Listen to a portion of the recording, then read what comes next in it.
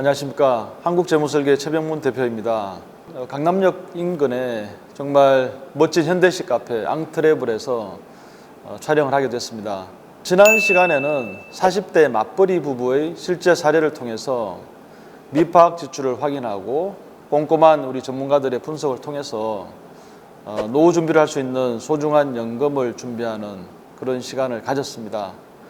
자, 오늘은 어떤 전문가와 또 어떤 사례를 통해서 요리를 해드릴지 오늘의 돈 셰프 요리를 시작해 봅니다. 안녕하세요. 안녕하세요. 오늘 돈 셰프를 함께할 김남호, 장성훈 두 전문가를 모셨습니다. 우리 젊은 두 전문가 셰프를 모셨는데 무슨 사례로 오늘은 요리를 할지 사례를 한번 소개해 주시기 바랍니다. 네, 오늘 손님은 30대 초반 미혼 직장인 남성분입니다. 거주는 현재 회사 근처 오피스텔에서 살고 있고 월 급여는 대략 350만 원 정도 됩니다. 그리고 무분별한 신용카드 소비 습관을 갖고 있었는데요. 특히 혼자 자취 생활을 하다 보니까 야식에 많은 비용을 지출을 하고 있는 상태였습니다. 그럼 지출 관리가 전혀 안 되고 있었다는 얘기네요? 네, 그렇죠. 많은 자취하는 남자분들이 대부분 비슷할 것 같은데요. 지출 내용을 잠깐 살펴보면 오피스텔 관리 비용에 15만 원, 그리고 주유비 20만 원, 그리고 통신비 7만 원, 그리고 보험료 3만 4천 원, 그리고 다른 생활비는 전혀 신경을 쓰지 않고 대부분의 지출을 신용카드로 다 하고 있어서 돈 관리가 전혀 되고 있지 않은 상황이었습니다. 심각한 상황이군요. 그럼 월급 350만 원에서 말씀하신 고정비용 45만 원 제외한 300만 원 가량이 어떻게 되고 있었는지 전혀 본인도 모르는 상황이었네요. 네, 그래서 잠깐 살펴보면은 청약통장 그래도 월 2만 원, 그리고 적금도 그래도 150만 원 정도를 붓고 있었는데요. 그를 뺀다고 해도 많은 비용이 지출로 빠져나가고 있는 상태였습니다. 근데 이분 소비를 줄이는 게 쉽지는 않았을 텐데 어떻게 해결해 주셨나요? 네, 그래서 일단 지출 예산을 정확하게 잡아드리는 게 급선무였습니다. 일단은 신용카드로 일단 생활하고 있는 부분을 좀 고쳐드렸는데요. 네. 아무래도 저희가 계획적인 지출 관리하기 위해서는 체크카드로 한도 내 금액에서 생활하는 것이 가장 첫 번째 단계입니다. 그래서 이분은 신용카드를 저희가 가감하게 잘라버리고 체크카드로 한 달에 월 80만 원 넣어서 그 안에서 생활할 수 있게끔 만들어드렸습니다. 네. 시청자분들은 이 신용카드가 아닌 체크카드로 사용해야 이제 계획적인 지출이 되잖아요. 네. 근데 여기에 대해서 공감을 잘 못하실 수도 있는데 꼭 체크카드로 사용해야 되는 이유가 있을까요?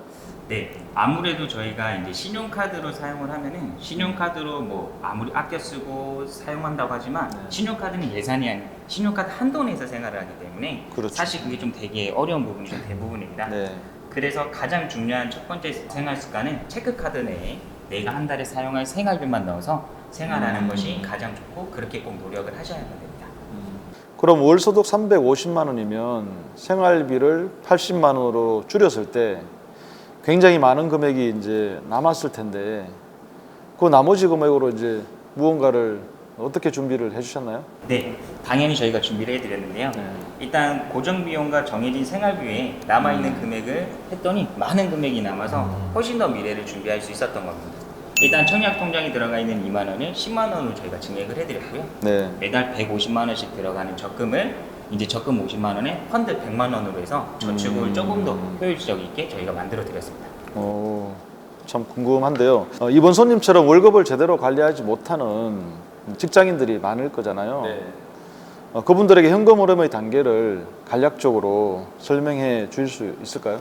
네, 저희가 월급 관리, 즉 돈 관리의 가장 첫 번째 단계는 내 소득을 정확하게 파악을 해보는 겁니다. 네. 그러니까 많은 분들이 자기 소득 모르는 사람이 어디 있을까 이렇게 생각하시는 분들 많으신데요. 이제 소득이란 매달 받는 정해진 월급 외에도 보너스, 상여금 그리고 여러 가지 요소들 다 포함한 것을 말하는데 이 소득을 정확하게 파악을 해야지만 효율적인 돈 관리를 시작을 할 수가 있습니다. 네. 그리고 우리가 여기서 소득이 파악됐다면 그 다음에는 지출을 파악을 해야 됩니다. 네. 사실 소득보다는 지출을 파악하는 것을 가장 대부분 어려워하시는 경우들이 많은데요. 보통 우리가 뭐 월세라든지 뭐 생활비, 보험료 같이 고정 지출 외에 식비라든지 뭐 쇼핑비라는 그런 변동 지출을 꼭 잘 적어서 생활하시는 것이 가장 좋습니다. 그리고 이렇게 내 소득과 지출이 정확하게 파악이 되었다면 이제 이제 아까도 장승호 전문가가 말씀했듯이 예산을 정해서 체크카드로 사용하는 것을 추천드립니다. 그리고 저희가 아무리 예산을 잡고 생활해도 뜻밖의 일이 생길 수가 있겠죠. 그때를 대비해서 보통 이제 매월 생활비에 3배에서 한 6배 정도의 비상금을 준비를 해주는 게 좀 좋습니다. 그렇군요. 소득과 지출을 파악하고 어떻게 보면 참 쉬운 얘기인데 그 다음에 예산을 정해서 체크카드로 사용하라. 참 이게 논리는 굉장히 쉬운데 그리고 방금 이제 비상금 통장을 언급하셨는데 비상금 통장은 뭐 어떤 식으로 뭐 사용하시는 게 좋습니까? 네, 아까도 우리 김남무 전문가가 얘기한 것처럼 보통 소득 대비 한 3배에서 6배를 준비하는 이유는 네. 우리가 아무리 계획을 잡고 아무리 좋은 저축을 한다고 해도 사람 일은 어떤 일이 생길지 모르고 갑자기 아플 수도 있고 실직을 할 수도 있고 뭐 갑자기 훅 떠날 수도 있는 이런 부분이 있기 때문에 그런 만약의 사태를 대비해서 저희가 보통 저수지 통장, 비상금 통장을 만들어 놓으라고 하는데요. 그게 요즘 최근에는 이제 뭐 CMA 통장이라든지 아니면 카카오뱅크로 뭐 많이 이금을 시켜놔서 언제 무슨 일이 생길 때 바로바로 뺏을 수 있게 만들어 놓는 통장은 비상금 통장이라고 합니다.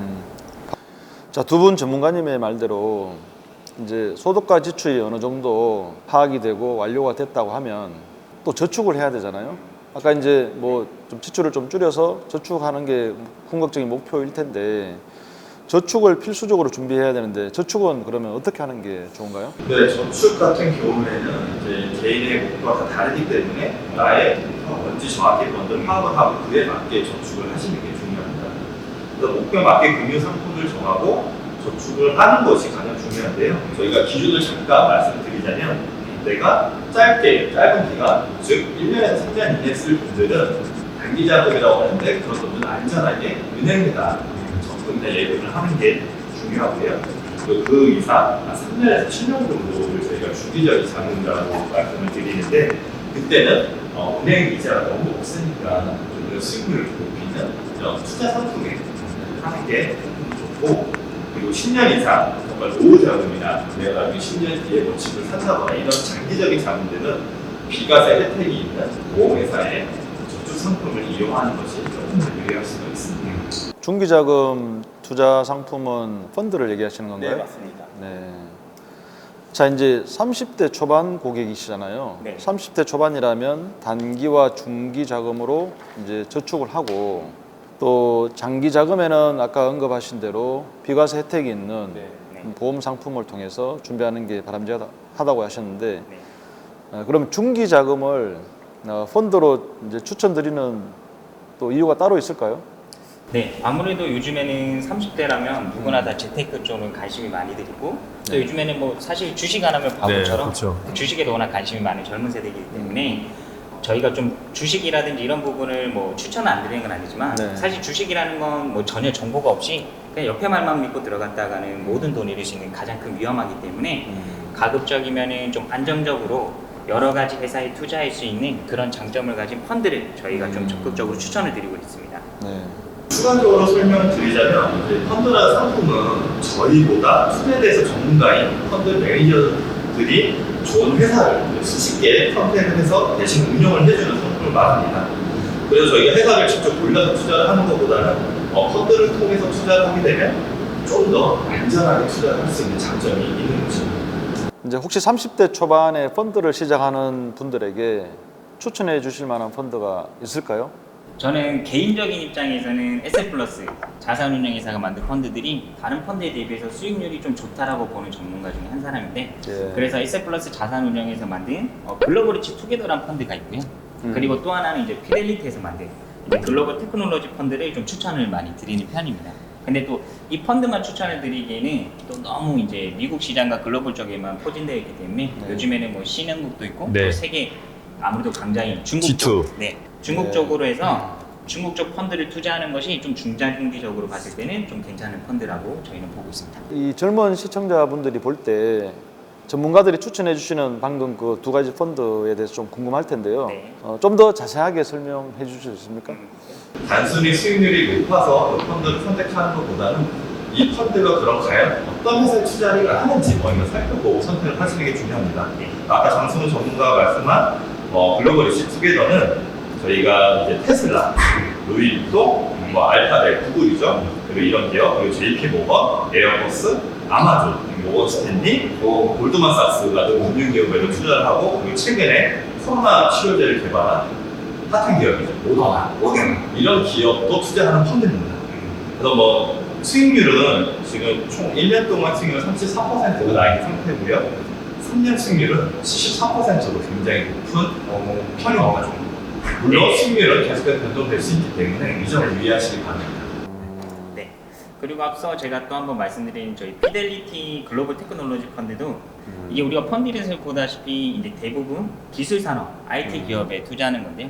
요즘에 막 많잖아요. 막 개인 주식, 막 해외 주식 한다고 밤에 잠도 안 자고 네, 그렇죠. 막 애플 사니, 뭐 마이크로소프트 네, 사니, 뭐 테슬라도 그렇고. 네, 그리고 지금 한국에서 막 삼성전자 뭐 샀다가 팔았다가 돈 벌었다 이런 분들, 예, 그런 거를 하나하나 사기에는 힘드니까 이 전체적으로 묶어놓은 거, 애플, 삼성전자, 네, 마이크로소프트, 네, 네. 구글 네. 이런 모든 회사에 투자하고 있는 게 이 지금 방금 말씀드린 글로벌 테크놀로지 펀드가 이 모든 종목에 다 투자를 하고 있습니다. 네, 그렇군요.